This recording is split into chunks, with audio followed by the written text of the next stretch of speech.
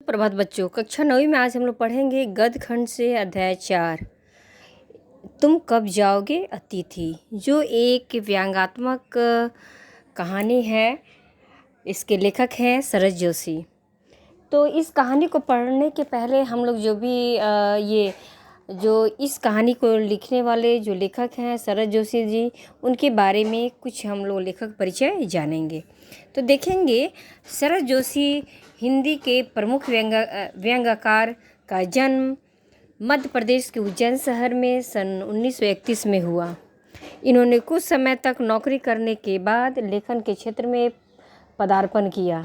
कहानी लेखन से शुरुआत करने के बाद ये धीरे धीरे व्यंग्य लेखन करने लगे। इन्होंने व्यंग्य लेख, व्यंग्य उपन्यास, व्यंग्य कॉलम के साथ हास्य व्यंग्यपूर्ण धारावाहिकों की पटकथाएं और संवाद भी लिखे। हिंदी साहित्य जगत में व्यंग्य को प्रतिष्ठित करने में इन्होंने उल्लेखनीय योगदान दिया। सन 1991 में इनका निधन हो गया। इनकी कुछ प्रमुख रचनाएं हैं जो इस प्रकार से थी। परिक्रमा, किसी बहाने, जीप पर सवार, इल्लियाँ, एक था गधा, अंधों का हाथी, तिलस्मम आदि इनकी प्रमुख रचनाएं हैं। इन्होंने समाज की सभी विसंगतियों का यथार्थ चित्रण अपनी रचनाओं में कर पाठकों को चकित कर दिया। मुहावरे और हास्य व्यंग्य इनकी रचनाओं के प्राण हैं।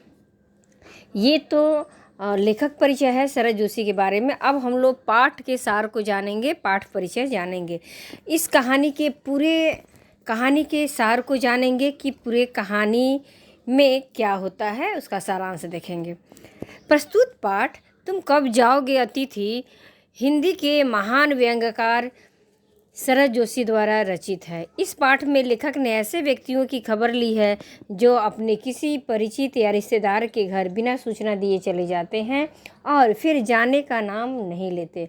भले ही उनके रहने से मेज़बान को कितनी भी कठिनाई हो, उन पर कितना भी भार क्यों न पड़े, वास्तव में अच्छा अतिथि तो वही होता है जो पहले से ही अपने आने की सूचना देकर आए और 1 या 2 दिन की मेहमानी कराकर विदा ले।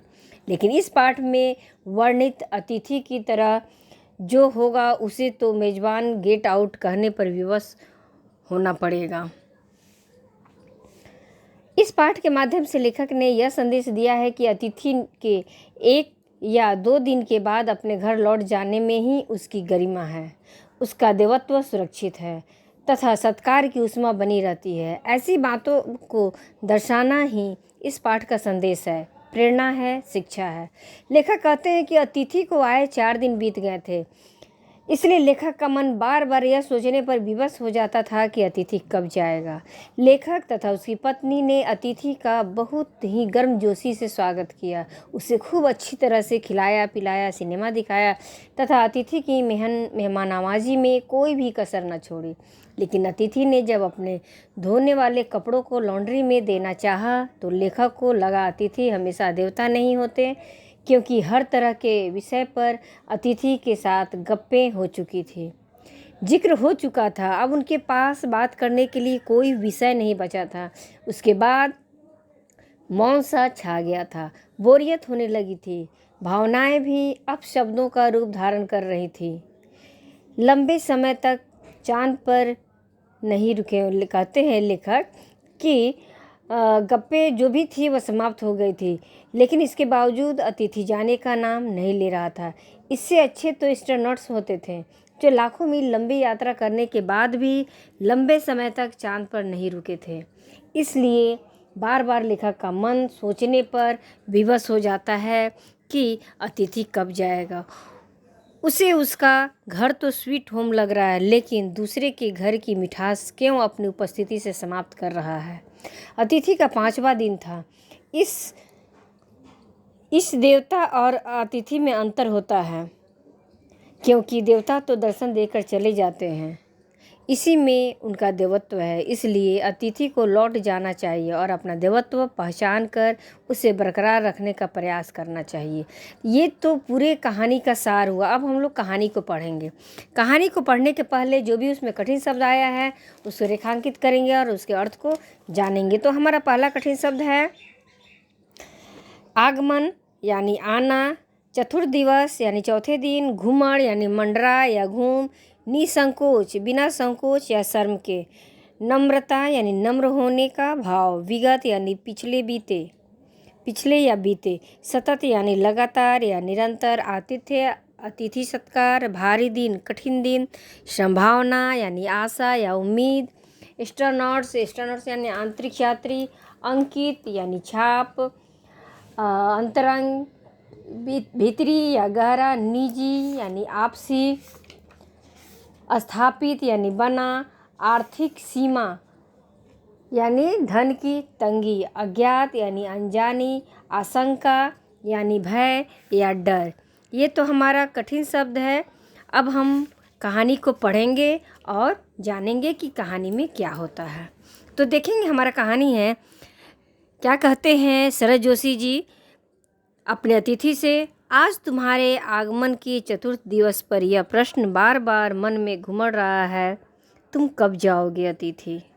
तुम जहाँ बैठे निसंकोच सिगरेट का धुआं फेंक रहे हो, उसके ठीक सामने कैलेंडर है, देख रहे हो ना। इसकी तारीखें अपनी सीमा में नम्रता से फड़फड़ाती रहती हैं। लेखक कहते तुम्हारे आए हुए आज 4 दिन बीत गए।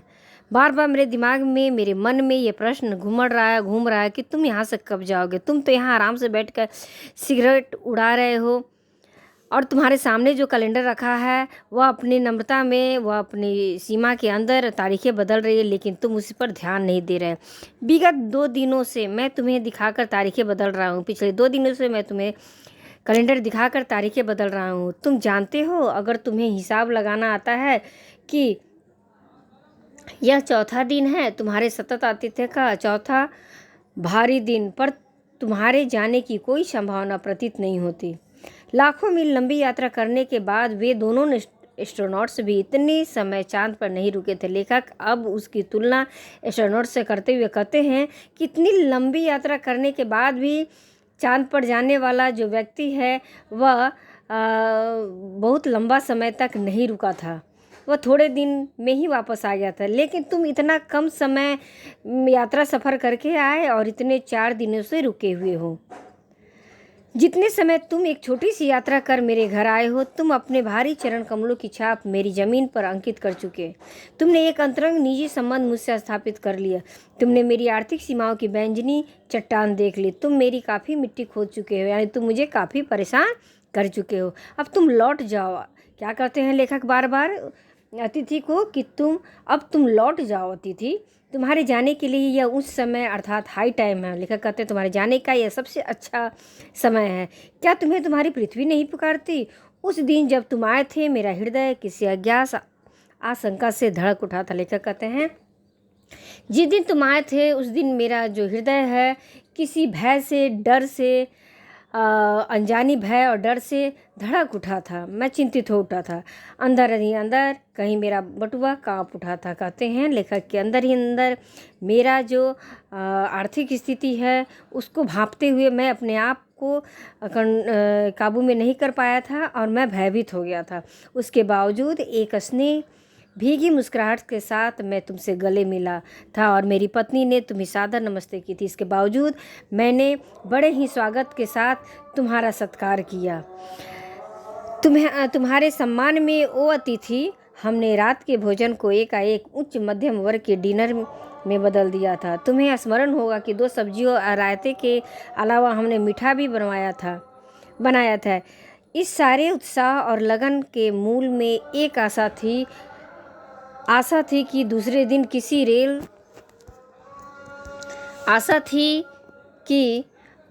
किसी रेल से एक शानदार मेहमाननवाजी का छाप अपने हृदय में ले तुम चले जाओगे।